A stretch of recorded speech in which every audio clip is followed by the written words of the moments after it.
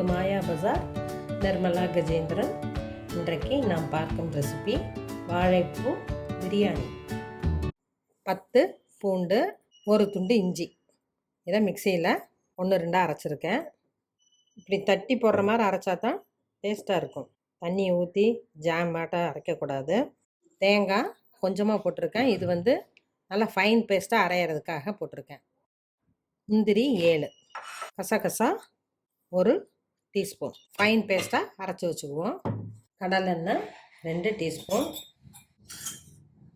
தேங்காய் எண்ணெய் 2 டீஸ்பூன், நெய் 2 டீஸ்பூன், பட்டை 2, பிரியாணி இலை 2 பீஸ், கிராம்பு 2, ஏலக்காய் 1, 3 பச்சை மிளகாய் கீரி போட்டுக்கணும், இல்லாட்டி வெடிக்கும். பெரிய வெங்காயம் 1, சின்ன வெங்காயம் 10, 1 நிமிடம் ஃப்ரை ஆகட்டும். இஞ்சி பூண்டு, புதினா இலை கொஞ்சம், தக்காளி 1 பழம், இதுவும் நல்லா ஃப்ரை ஆகட்டும். கொத்தமல்லி தூள் 1/2 டீஸ்பூன், மிளகாய் தூள் 1/4 டீஸ்பூன். நான் அதிகம் மசாலா தூள் சேர்க்கல, தாளிக்கிறதோட சரி. வாழைப்பூ சின்ன பூவை எடுத்து அதில் இருக்க நரம்பையெல்லாம் எடுத்துட்டு ரொம்ப பொடியாக போடாமல் 2ஆக கட் பண்ணியிருக்கேன். இதை போட்டுடலாம். லேசாக ஃப்ரை ஆகட்டும். அரைச்சி வச்சா விழுத போட்டுடலாம். 1 கப்பு தண்ணி ஊற்றுறேன். பாசுமதி ரைஸ் 1 கப் எடுத்துருக்கேன். அதுக்கு 1.5 டம்ளர் தண்ணி ஊற்றுவோம். இன்னும் 1/2 டம்ளர் சேர்த்து ஊற்றுறேன்.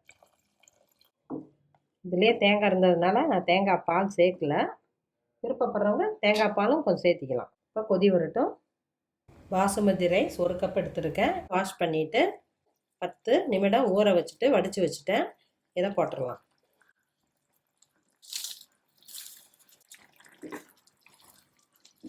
சிம்மில் வச்சுருக்கேன். கொஞ்சம் நேரம் வேகட்டும், அப்புறம் வெயிட் போடலாம். லைம் ஜூஸ் கொஞ்சமாக புளியறேன். தேவையான அளவு கல்லுப்பு, கொஞ்சம் கொத்தமல்லி இலை,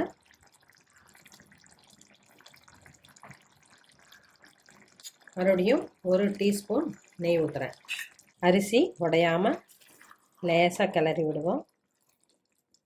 சாதம் பாதி வெந்திருக்கு, கொஞ்சமாக தண்ணி இருக்குது. இப்போ வெயிட் போட்டுடலாம். ஹையில் வச்சா அடி பிடிச்சிடும். அதனால் நம்ம லோ ஃப்ளேமில் 5 to 7 மினிட்ஸ் வைக்கலாம். சத்தம் அடங்கிருச்சு. எடுத்து பார்ப்போம். லைட்டாக பிரட்டி விடுவோம். நெய்யில் வறுத்த முந்திரியை போட்டுருவோம்.